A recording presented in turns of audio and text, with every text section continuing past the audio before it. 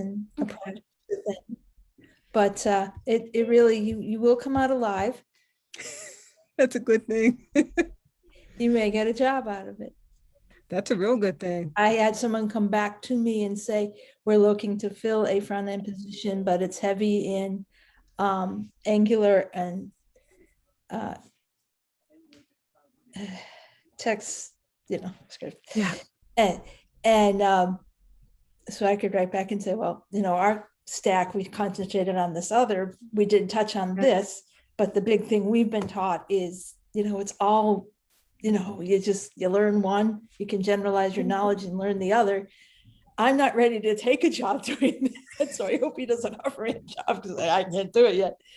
But yeah, so. I'll have to create a new metric for you. Not how many jobs have you gotten, but how many jobs have you turned down? I did turn one down last fall. You know about that. And it was the right thing to do at the time because it coincided with this boot camp and everything. So it's nice. It's nice to have that dilemma. Yeah, and it's a perfect segue to today's module because we're talking about career planning, and sometimes saying no is part of career planning and keeping your eye on your own vision and goals. Before I jump into that, though, I want to make sure I've got everybody's names here. Does anybody else want to share their Riley, what are you doing, sweetheart? Experience? Stop it. Stop. Mel, I assume that's you on the phone.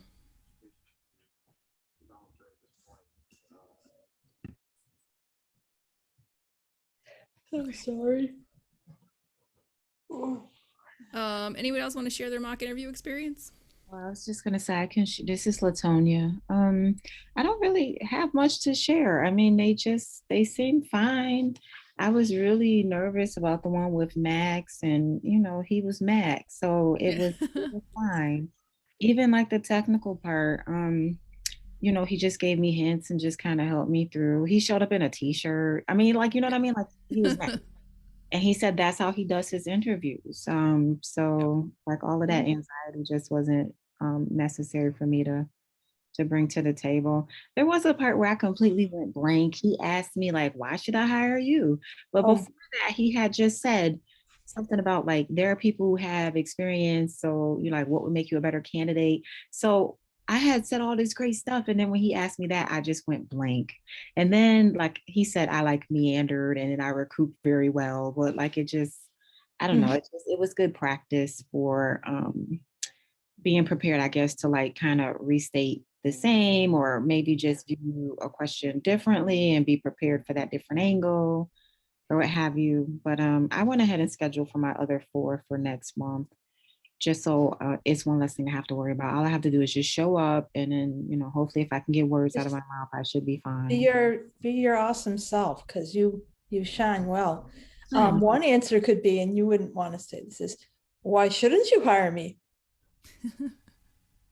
That's a great answer. I should have said that. I was asked that, and it's because I'm the best candidate for the job because I really want the job. And of course, I don't really want the job that we're pretending to want to get at ZigZag or whatever.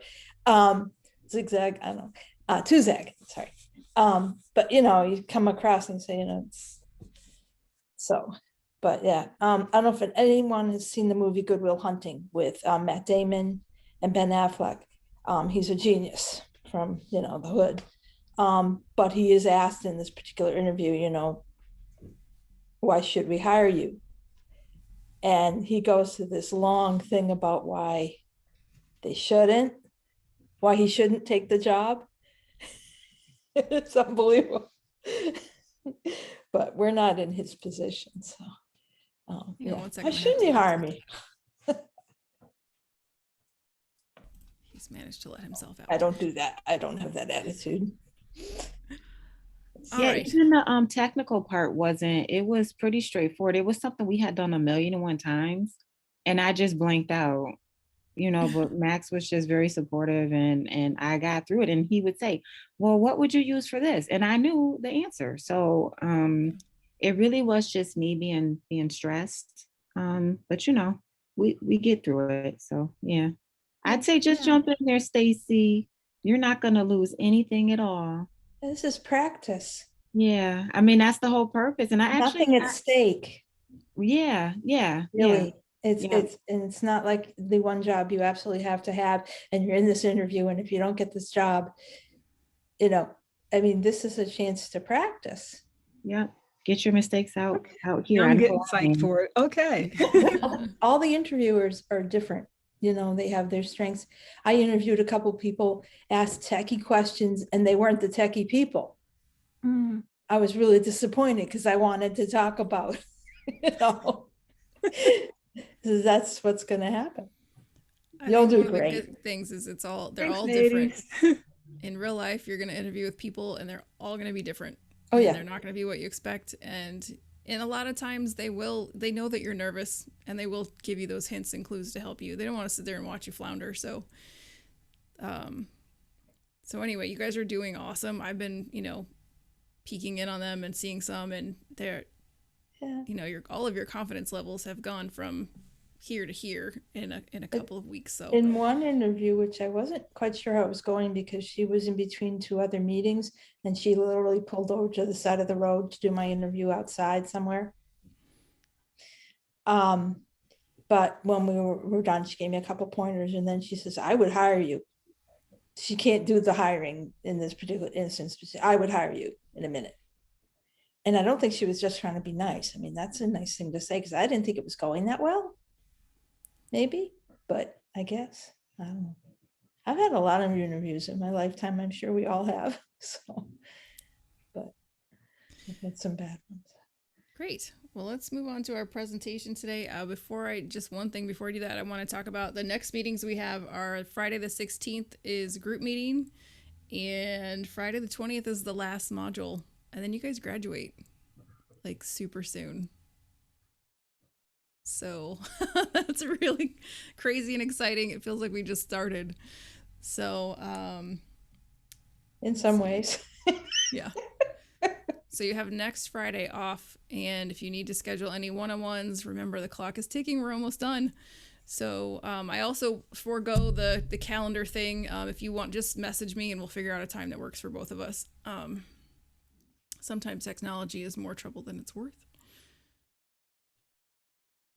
All right, with that, I'm gonna screen share and get started on the career planning. Now, we touched on career planning early on in the first module when we talked about getting set up for success, but you guys were so new that a lot of it was probably in one ear and out the other, which is completely fine.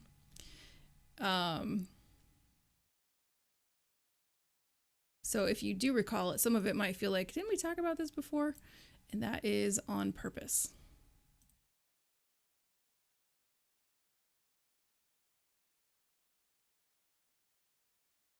All right, so career planning for coding professionals, that's you guys. We're going to talk about what is career planning. We'll talk a little bit about finding your passion, which, again, when we talked about this early on, you guys were like, I don't even know. There's no way I'm going to come up with this. But I think now you're hopefully starting to see what kind of areas that you like, which kind of the languages that are interesting to you, and what you can actually do with your new skills. So we're revisiting all of that. Latonia, like you said, we're going to be talking about assessing your strengths. That is definitely one of the things people want to know. Why should we hire you? Because if you can't tell them, it's hard for them to say. So you have to be your own best advocate. We'll review the action plans. You all have an action plan template in your folders, and really want you to have these completed, because if you haven't had a job offer before you're done here, you need to start doing this on your own after the cohort is ended. So if you have the action plan, you'll be that much more likely to stick to whatever plans you've set for yourself. And then we will have time for discussion and Q&A. So this should be, compared to others, relatively short session, and then we can go into more discussion and questions.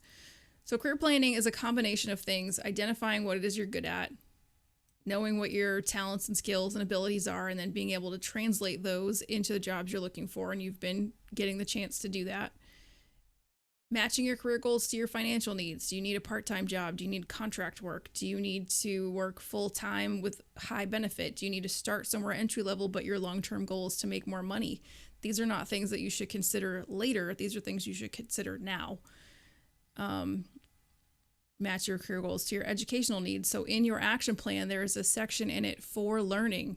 If you're looking at job descriptions or you're interviewing for things that you're like, oh, I love this, but I need to learn X, Y, and Z, X, Y, and Z should be on your career action plan. Career planning is making good decisions for yourself. And if you haven't thought about the things that you want, why you want them, how you're going to get them, you're not as able to make those good decisions for yourself. Earlier, we were talking about saying no to things. It's super important, almost more important to know what to say no to. If you take a job just because they offered it to you, but it doesn't get you a step closer to your long-term plans, then you may take a step backwards inadvertently. And all of this starts with visioning with what it is that you want. So for career exploration, you know, you've been doing this. You've been job description, reading, looking at them, trying to see which ones are interesting to you. The self-exploration is more like, what do you want to do? What interests you? A lot of you know that. You know, what are you good at? What's your history?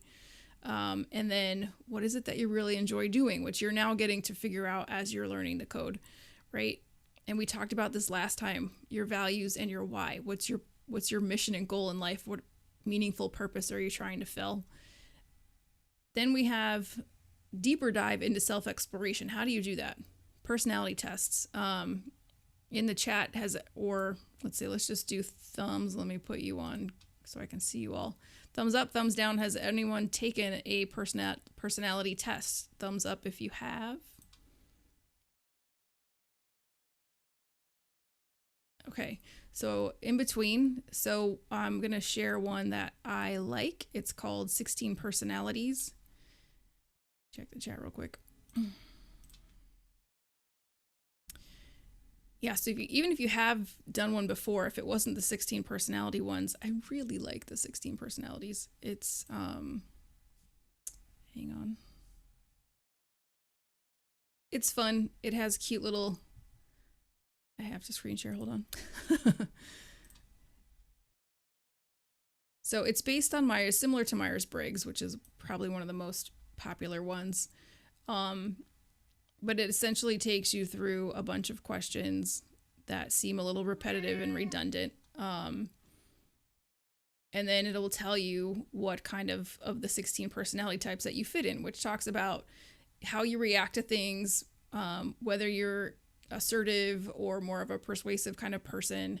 And so you just say whether they ask you questions and you just put on the spectrum whether you agree or disagree with that, and it will give you answers back. And it helps you just kind of reflect on how you perceive the world, how you interact in relationships, and gives you some suggestions for how maybe you should interact with other people. It also helps you identify those strengths that you may be a little bit scared to share. So then in an interview, you can say, well, according to my 16 personalities test, I have strengths in, or I'm an INFJ, which is I am. And so it almost would give you something logical instead of your own your own perspective, opinion about what your strengths are. You can say, I took this test and this tells me what my strengths are. You can also take strengths assessments, similar. Volunteering is also a great way. So if you can start seeing if you can get some projects, something you can do on the side while you're career searching is trying to volunteer to help people with projects. Maybe there's tons of nonprofits here in Syracuse that look for help. Maybe you know someone who's starting a business or trying to do something technical. That's a great way to figure out what it is that you like and don't like. So I wanted to put up this question here for discussion. This is something one of you and I talked about on a one-on-one. So what if you have multiple interests? So because one of them was feeling like, I'm sorry, my cat is being super distracting. So if you have multiple interests, I think somebody asked in her mock interview, you seem confused about what it is that you want, which then led her to think, oh my God, am I confused about what I want? And so I was putting this up here for discussion in case any of you are running into the same thing. Does anybody struggling with this at all?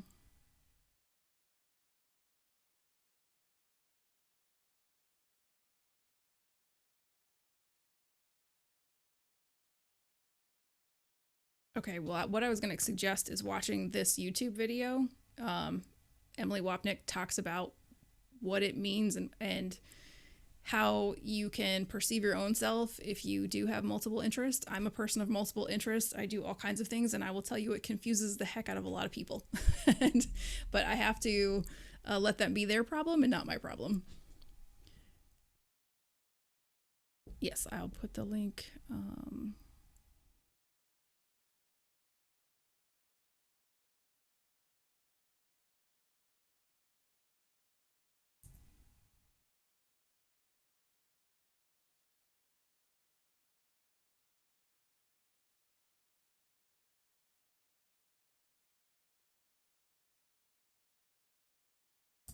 So there's that link to the TED Talk if you want to watch that later. Or if you end up having, I've shared that with probably 6 different friends who've been like, I don't know what I'm doing. or I have one friend who is always worried about how everyone else seems to know what it is they want out of life. And she's like, why am I all over the place? I'm like, it's okay.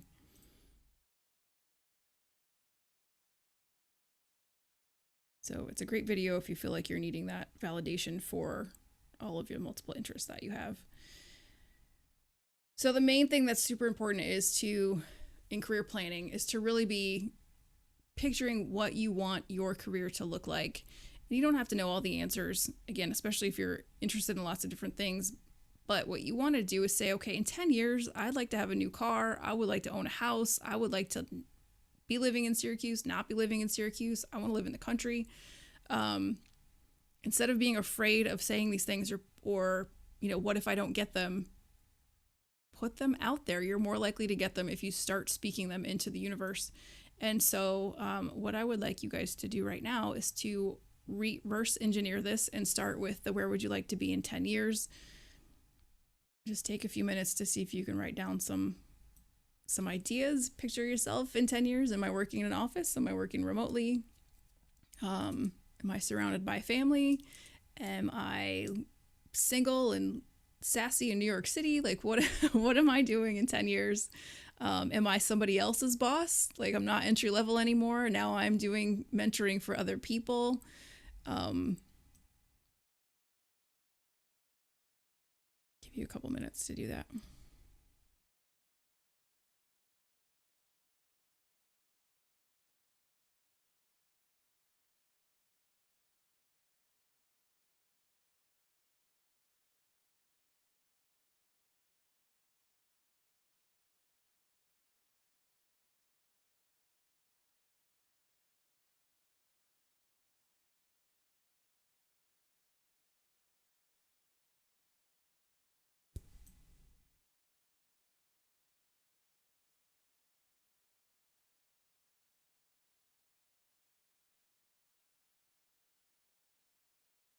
Okay, how's it going? Do you need more time or less time?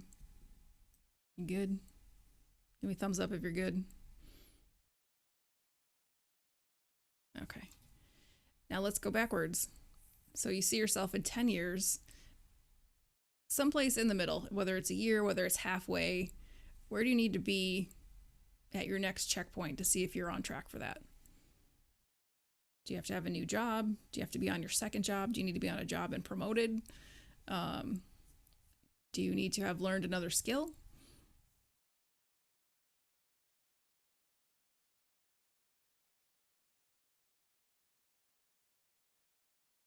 Or maybe you need to, for Careers and Code, I think they want you to stay in Syracuse for at least 2 years. I'm not encouraging you to leave, but if your dream is to live in California, I'm not stopping you.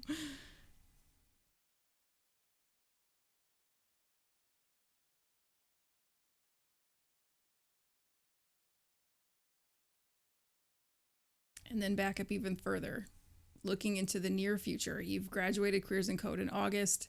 Now it's January, February, midwinter. Are you settling into your new job? Are you still job searching? Hopefully all of you will be pushing the gas pedal here as soon as Careers and Code is over. When you have all those extra hours to be learning new things and applying for even more jobs.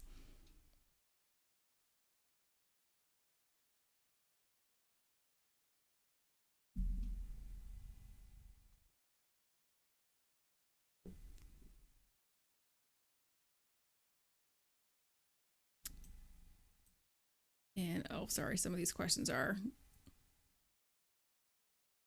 what kind of things do you want?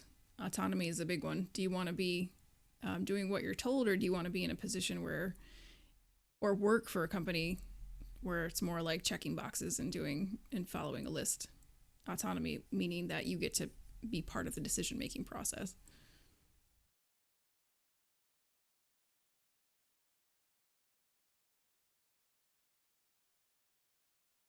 You know, all of this is something I wish I had done. I worked 10 years in my career in environmental science, and by the time 8 years later, after I started, and I realized that I wasn't going to advance any further, that I wasn't going to be able to complete any big, gigantic, crazy big projects that I wanted to do.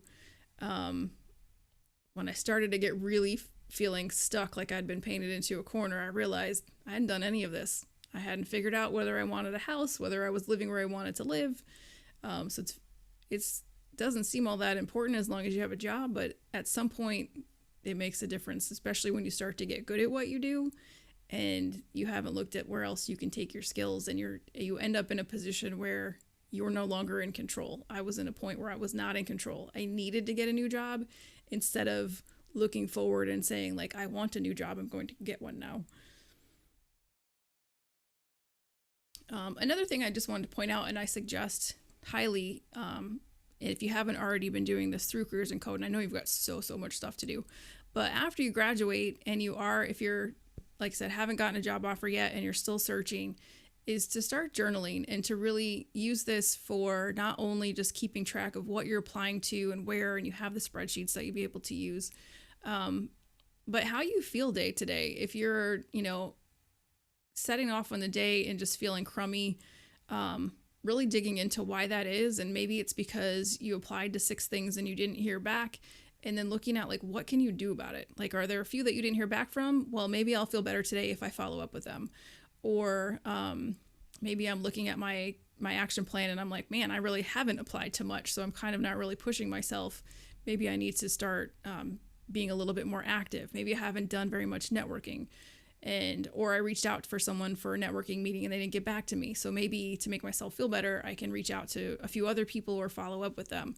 But journaling is a great way to really manage and keep track of your feelings. Job search can get really hard, and especially if it goes on for a little bit. And hopefully that's not what's going to happen in any of your cases. But I think it's a great practice. I don't do it every day, but I do it on days when I'm like, what is wrong with me? I don't feel on top of my game this morning. I'm going to start writing it down and trying to figure out what the source of that is. And usually I can find 1 or 2 things that I can do something about. And then I usually feel a little bit better. And then the last couple of things I wanted to talk about were some of Latona's ideas for talking about. We're going to do a lot more of this in the professional development one. But I wanted to talk about things that, as we're talking about career planning, that you can incorporate. And one of those is growth mindset versus fixed mindset. So growth mindset people and abundance minded people, challenges are opportunities, right? So if you get turned down for a job is not, yes, it sucks in this moment, but in the long term, it's because that job wasn't right for you. So holding on to that growth mindset, and then abundance mindset. Don't think that you shouldn't share a job with someone else because what if they get it and I want it too? Like, the more you share and give with other people, the more will come back to you. So maybe that job you shared, Stacy shares a job with Latonia that she's applying for, and you both apply and Latonia ends up getting it. Stacy could be like, oh man, I shouldn't have shared it with her, or I'm not going to share with anything else with anybody else. But again, the growth mindset said that was not for me. It was for her. I did something good. And then maybe 2 months later, Latonia's like, hey, we got this other job. It's even better. You just don't know how things are going to play out for you and when. So it's really easy, especially when you're in a tough time, like searching for jobs, and things can get kind of like, yeah, exactly. You both get hired. People tend to become more inwardly drawn. But if you can keep in mind that you should be practicing growth and abundance mindset, it's a karma thing. You get what you give, right? So as you're feeling kind of like, ugh, this job search is killing me, think about who you can share with, how you can give back, give something for free. I personally, even right now, I've been fundraising for a different project, and a friend of mine is fundraising for running for political office in Florida, and I haven't donated to her yet. And I'm like, you know what? I bet the minute I donate to her, someone will donate to me. And sure enough, I donated to her, and the next day someone was like, and of course there's no like scientific evidence that the two things are related, but it felt like a block to me. And so I was like, I'm going to practice this and I'm going to unblock this, and it works. So reminder about your action plan. So this spreadsheet is in your, it's definitely good for the soul, Latonia. So this is what's in your shared folder. And so it's got, sorry, it's a little bit small here. Let me go to the actual thing maybe.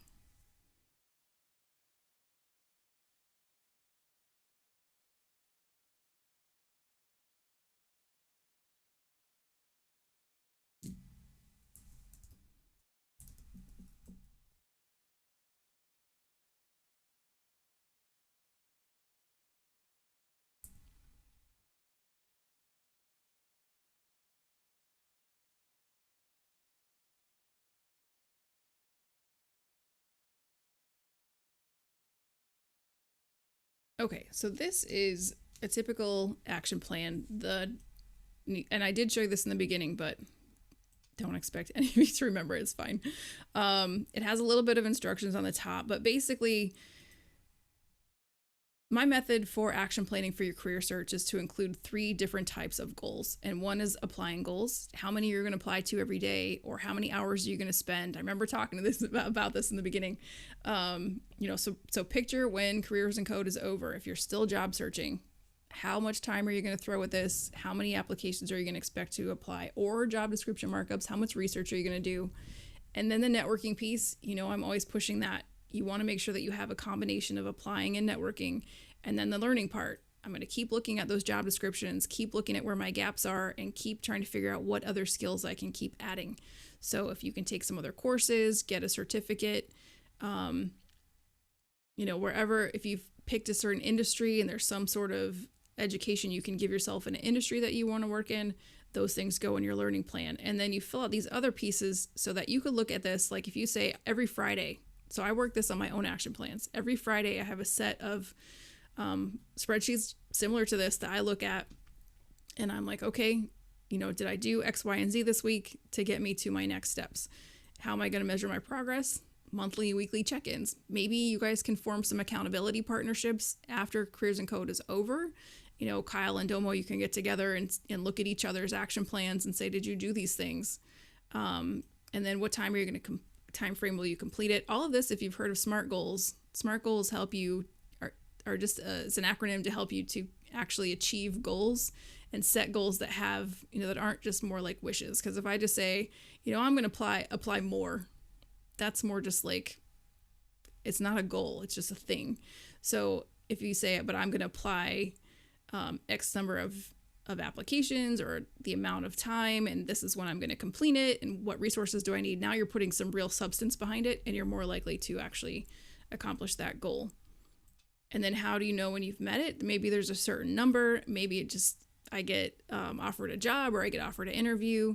Those are just things. You won't have an answer probably for every single one for how do I know when I meet it, but it could be, my accountability partner tells me it's done.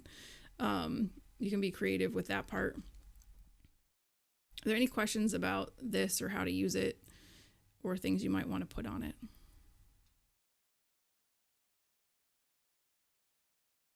It's pretty straightforward. But if you finished your LinkedIn, you finished your resume, and you have your cover letter, all those things, your job search essentials are all finished, and now you need to move into actually dedicating your time to applying and getting those interviews, then I encourage all of you to start working on this. And if we could have this done before the last week of August, before the graduation, so I can check these with you guys and make any suggestions I might have for things you could add, or different ways you could, how can you measure the progress? That would be your next milestone to complete here with the career coaching part.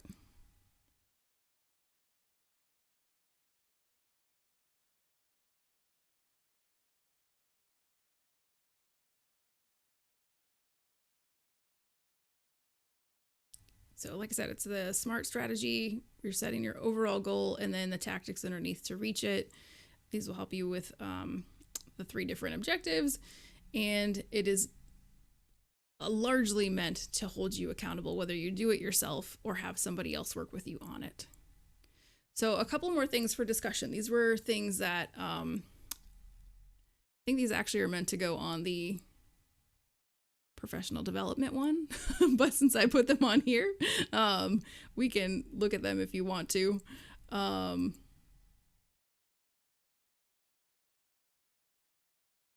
Yeah, got ahead of myself, Latonia. I think I put it in both.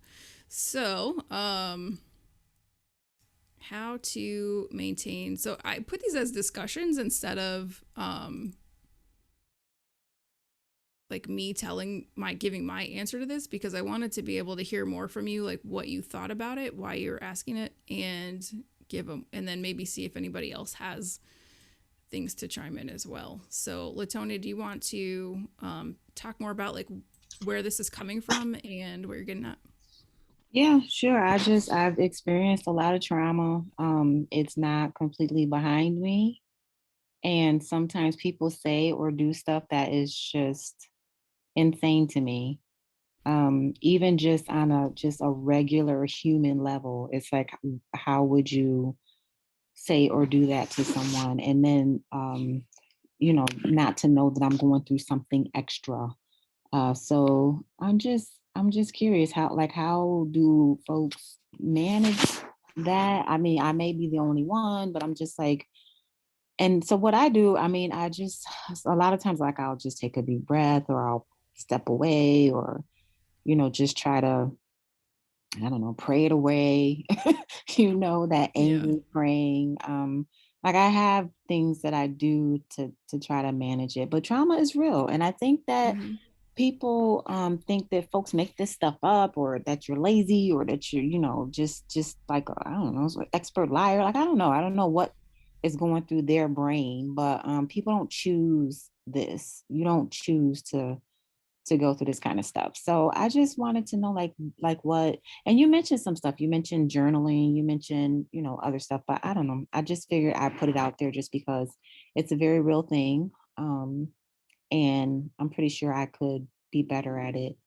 I mean, I never express it to other people. And that might be part of the problem when you internalize stuff, like, I almost need to punch a pillow, you know what I mean? Like, a Right. few Yeah. pencils. So yeah, that's where it's coming from. I just wanted to see if I can get Yeah. some So are you closure. kind of talking about like people, like if you say something, or if I don't know what a situation would be, but then someone just kind of says something insensitive. Yeah, I think it's the insensitivity of it. I can think of one example that's kind of like a harmless one. People might be like, "Well, why would you be upset about that?" But I actually, I had a coworker where I was at work, and you're like, "Oh, you actually made it in," or something like, "Oh, you actually made it through the day," or something like that. And I know they were joking, but it's like they did not know about my depression and how it was hard enough for me to get out the door, let alone get into a place of business. And then you have someone who's stalking you. Like, I have all this stuff that's going on. Yeah. And so I know it was innocent, and it was just kind of, that person just wanting to be like jokey, but it's like, you didn't need to say it. You could have just said, "It was really nice to see you today." That there was some other way he could have expressed that than Yeah. than how he did.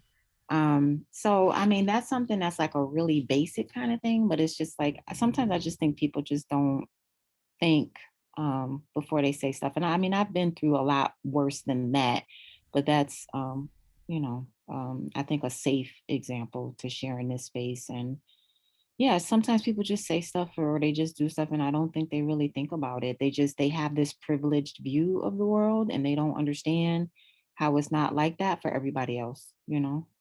So yeah, I probably Yeah. talked more than I needed to, but No, it's basically okay. that's how it's coming from. Yeah, I mean, I think you're right. Is people don't know what other people are going through, and I think that's common. And I think everyone goes through something at some point to different levels. And nobody knows your experiences the way that you know them. But I think like for me, I know that there are times in my life when I have gone through a lot of stuff and people know me as you know, a person made of bricks. So they also think that I'm, so you almost could take it as people don't see you as a victim. They see you as someone who can get through stuff. It's really, like I'm one of those people too. There's articles written about like strong women and how a lot of times like people don't call me. Nobody checks in on me. Everyone just assumes I'm fine because most of the time I am. But if I was ever struggling, they would be like really surprised. But the only thing I can really tell you is like, because people just a lot of times aren't empathetic and they're not thinking, you know, like for me, I know I've put my foot in my mouth plenty of freaking times. I'm like super good at that. and so I could see myself totally being one of those persons, but especially at work, a lot of people are just not even thinking, you know, they're thinking about what they're doing next or whatever. So one of the things that's helped me hugely, just for little things, for big things, is the book called The Four Agreements. And I might have talked about it before.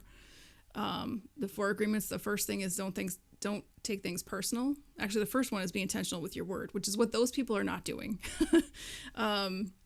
And so, you know, being intentional with your word, if they did know your situation, then they should be more careful. But the second thing is like, you know, don't take anything personal. Like no one in most cases are trying to hurt you. Even if they are, then those people are bad people. It's called The Four Agreements. It's a little book on Toltec wisdom or something like that is the subtitle. I've read it a couple of times. I plan on reading it again and again. The third one is don't make assumptions. So when these things happen, you know, we assume they know our situation and they're being a certain way. And when really, you know, maybe they are, maybe they aren't. But if we don't take it personally, then we can deflect things. Now, all these things have limits, right? Like I've been cheated on by boyfriends. I've had best friends do terrible, horrible things. For me, you know, those things you can't not take personally, but at the same time, that's them doing something awful. Now, if you let them continue to do it to you, that's a different situation. So, I'm not sure I'm giving you any good advice here at all, but all I can say is the Four Agreements. And Carolyn actually, like triggers, I don't know if you were referring to just there are triggers, but Marshall Goldsmith wrote a book called Triggers in the last couple of years, and it's an excellent book as well. Talks about all the different ways and things that trigger us and how we can react to them better. So, I like that. 48 Laws of Power. I'll write that down. Does anybody else want to chime in? It doesn't have to be just me talking. Or have experienced the same thing. And just that I think places are becoming more aware and sensitive. I mean, our culture with this whole pandemic, it's really forced to the surface a lot of people that were hurting anyway. And we have Olympic athletes and we have, you know, it's I think people are more aware. There is more sensitivity. There's still people that don't get it, or it's like, you know, when someone passes away and they come to the funeral, then they, you know, they don't know what to say to you, so they say some stupid thing like, I'm glad he didn't suffer, and you want to just punch him in the face because, you know, he wasn't sick, kind of thing. Is people don't know what to say sometimes, and they do mean well, but they don't understand that maybe what they say brings up something that was in your psyche for 30 years, you know, or whatever. I mean, I hear what LaTonia's saying big time. So I do too. There's a lot of questions in the support group that I work for with respect to, you know, how much do you share with your employer about your situation? Particularly some people that are on the bipolar spectrum, they want to say, you know, should I tell my boss? Should I this? Should I that? And I think that the main thing is, if, you know, if you're not symptomatic and you're doing okay, you don't have to go into all that great stuff, although they can't discriminate if you do. But it is good to have, if it's not already in place and you're hired at a place, to maybe look at getting some kind of sensitivity just in general for everything. Because everyone's got something, that they just don't like, a color or a smell or something like that. So, but I do think it is starting to move forward a bit and getting a bit better. So, but yeah, I empathize. We keep rocking, right? Yeah, and I Keep think too, smiling. you mentioned privilege. There's definitely going to be people you work with who can't imagine your circumstances, Latonia. That's going to be, but I think that's one reason why it's important for us to try to build relationships, and so people can get to learn to know you, on a personal level. And I think that hopefully a lot of companies are being more intentional in letting their companies provide a welcoming space to maybe people who have not looked like them working there before. And those are conversations like we've talked about to have an interview, not about the sensitivity stuff, but what is it like, what's the culture like to work here. If you feel like you're going to need support for this, those are things you'll want to be looking at. And is this going to be a company where I can be supported? And maybe, let's say you're the first Black woman in a company, maybe that's going to be a lot, so you can either go into it knowing that, or maybe that's looking at your career plan saying, oh, maybe I'm going to say no to this opportunity. Certainly personal choice, and I can't speak from the other side of the perspective, but I know that I have worked with plenty of people who are just so in their own worlds, they're not even thinking about other people in that kind of a way. And again, it's not, you can take it personally, but you don't have to, that's also a choice. Yeah, I actually have a friend who's she's studying to be a lawyer, doing her PhD and all that kind of stuff. And she's very into like critical race theory and all that kind of stuff. And she she'll tell me, she'll be like, those people are not thinking about you. She's Right. like, like, I know it hurt your feelings and this, that, the other, but they like what they're doing is so far beyond. She's like, I know it's impacting you on an individual level, but that's not even where their framework is. So I try to remind myself of that. It's still, and it's not necessarily that I'm taking it personal. I just feel like people should hold themselves to a higher standard, Yeah. you Oh, know. totally. So. Totally. I mean, I get a similar thing from men all the time. Like male peers will say things that you're like, really, dude, you have no idea what it's like to be a woman in the working world, okay? And I could hold that grudge or be nasty back to them or whatever, but that's not going to serve any good purpose for me. It's tricky. It's hard to work with people, especially strangers, in a work environment. But the only, the other things are like Caroline is referring to is like having support groups, having your friend to talk to. That goes a long way.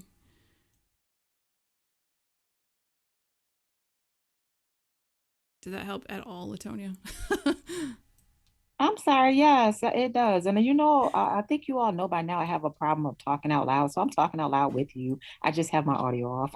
But I've been agreeing. Thank you. That It's that all was very good. helpful. Thank you. And I don't mean to put you on the spot when I ask these questions. Like hopefully they're not too off the wall, but I appreciate you. My feeling is that we need to have whatever conversations we need to have. I think a lot of problems we have in the workplace and just in the world in general are from avoiding things. So, I might be uncomfortable talking about something, but I'm willing to have whatever the conversations need to be had. And whether that's in public or private or wherever. And for what it's worth, that goes for me, for anyone here too, if you need to talk to somebody. But Okay. I'm gonna put those books in. If anybody else has a Domo shared a book, triggers.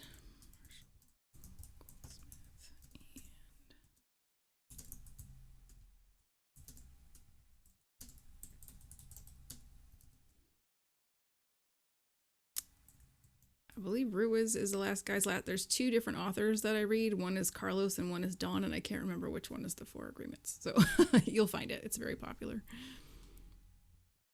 Okay, I'm going to save the other two ones for the professional development. Do we have any other questions you guys want to go through for today on career planning?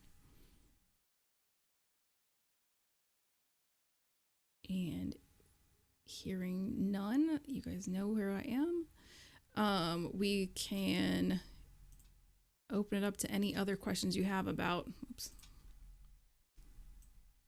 the career planning aspect of careers in code, your resumes, your mock interviews. How are you guys feeling? Oh, I'm ahead, sorry. No, you're good. I just wanted to get the okay if I could add you guys on LinkedIn.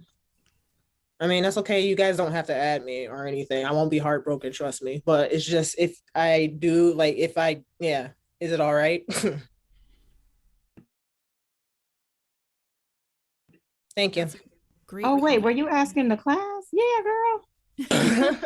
I thought you Okay. were asking Laura because I was gonna say I've been when we have like sessions and stuff, I always follow up and send them something. And then I know some of us in class, like I sent one to Shaw and he accept. I'm sorry, Shaw, to call you out like that. But I didn't think he would accept and he did, you know. So like we don't have to actually talk or anything. But yeah, girl, both your numbers up. All right, That's yeah, how because I I feel barely about use it because everyone. I just added Jason. I was getting ready to add a bunch of other professors, but I'm trying to get back into networking, get out of my hole in the wall. It's just been a really, really rough month for me. So thanks, guys. You know, one other thing that I do sometimes, and I find myself writing this in my journal, whenever somebody does something that does trigger me, I will, you know, look and try to figure out why, but then I often will try to refer back to and keep in mind the people who are my supporters. You know, like maybe so and so doesn't like me or doesn't want me on their team or doesn't even want to talk to me, but there are 100 other people who do. And, you know, it goes back to the Dr. Seuss quote that I said to you so many times already, but that I always mess up. Those who mind don't matter and those who matter don't mind. So you know, put that right on the front of your journal, because all of you are awesome. So nobody should be making you feel like you're less than anything but amazing.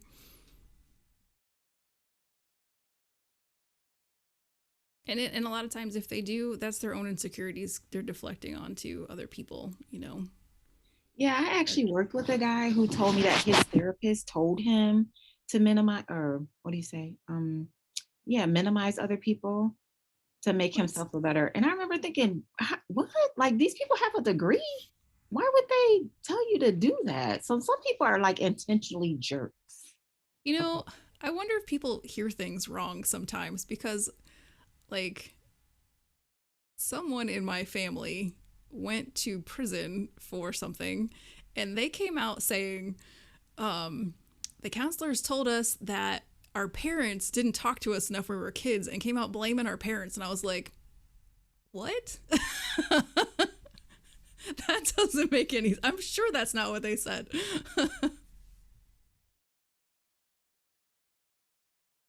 As a silly anecdote, there's this old teacher thing that this child comes home from school, it's a grade school, it's a little kid, all upset because the teacher's calling him names. She called me a disgusting elephant.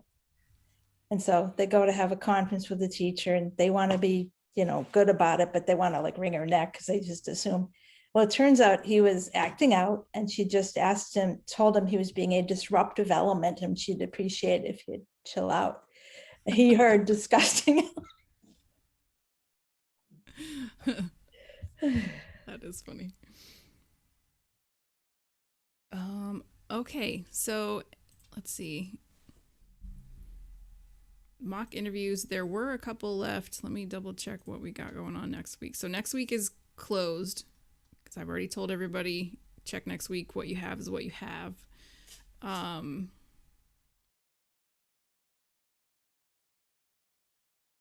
then the following week, there's one open on Monday the 9th.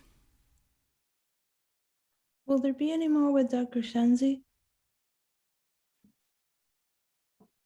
Who? Doug Crescenzi? I asked him, so talk about LinkedIn.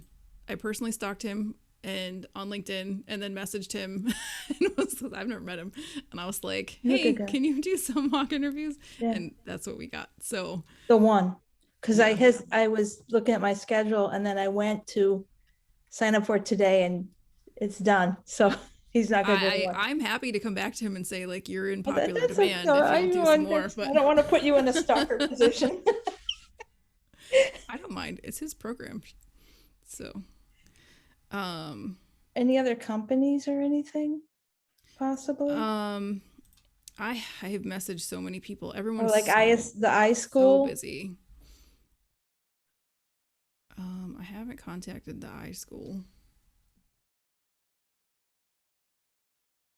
I know that some of the instructors are going to sign up. So the last week, hopefully you'll see some more of the instructors doing the last week. So there'll be some more technical questions. So we have been trying to fill these with lots Oh of different gosh, people, yeah. so. No, I appreciate it. I'm not, there's no complaint here. It's just, I'm looking at these also as networking. Yeah. And very, besides just getting the practice with the company I would want to be in. Yeah. So, okay, no, Do we're you have good. a I think contact I've done person at 4 the already, iSchool? so I can't complain. Yeah. I have another Do you one. know someone at the iSchool I could contact? I used to know everyone at the iSchool. Now I know one person. Okay. So just take a it's look. totally different now. I not sure who would be the best. Although, yeah, actually, Blythe Bennett. She directs their school library media Okay. program. And if, she might know someone else that would be really good to talk to about the IT stuff there and everything. Like I said, that's like the only person there that I still know. Okay. Sorry. What about, okay. is it okay if I jump in? I'm sorry. Carolyn, were you still going? No? Okay. I like your haircut too. I noticed a couple Oh, days thank ago. you. The lawnmower, it got a little shorter. No, And no. listen, I hate it when you apologize, okay? You're wonderful. Oh, thank you. You have nothing to explain. Yeah. You're great. I come from a family of like people pleasers, so I'm always like apologizing. So, I know that too, but I'm working on it. I'm for working on me, it. you don't have to worry is all I'm saying. Do whatever Thank you have to do. Apologize all you want, but you don't have to. I just wanted to ask about maybe some of these like more mommy poppy type places like Cooperative Federal. They have an IT department. It'd be small. It might be ideal for a new person. Megan Weatherby is who I would contact over there. She could put you in touch with the right person. That's Megan Weatherby.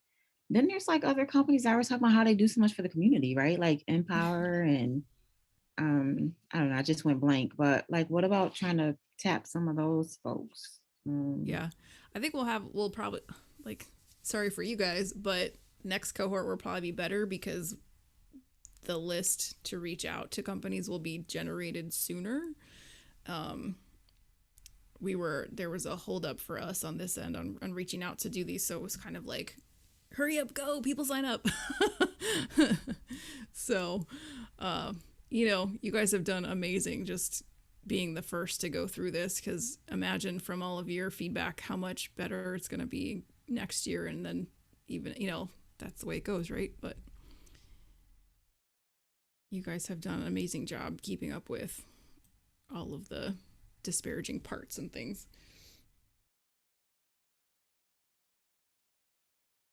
Okay, does everybody know where you're at with career coaching, what you should be working on? Thumbs up if you do.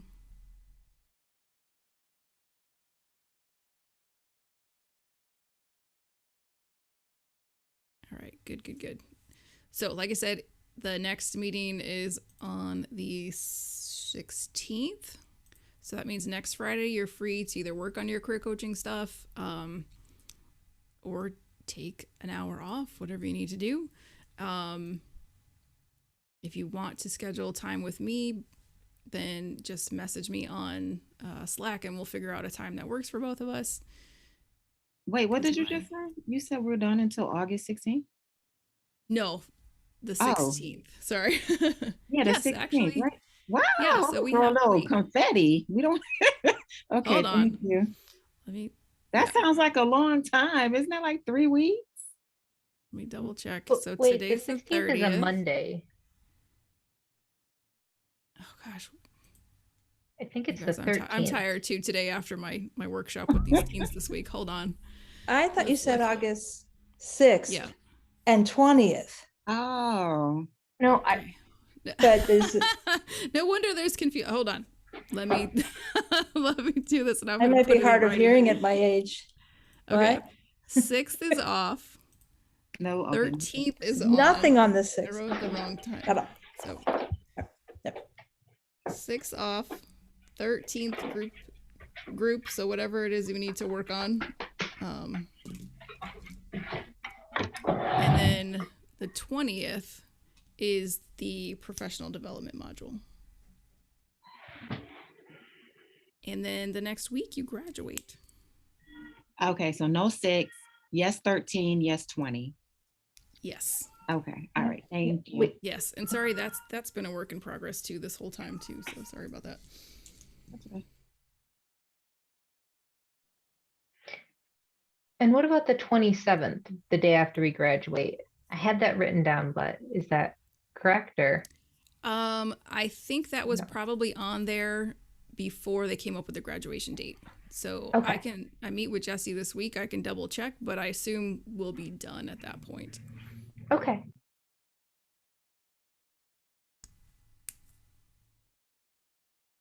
All right. Any final questions?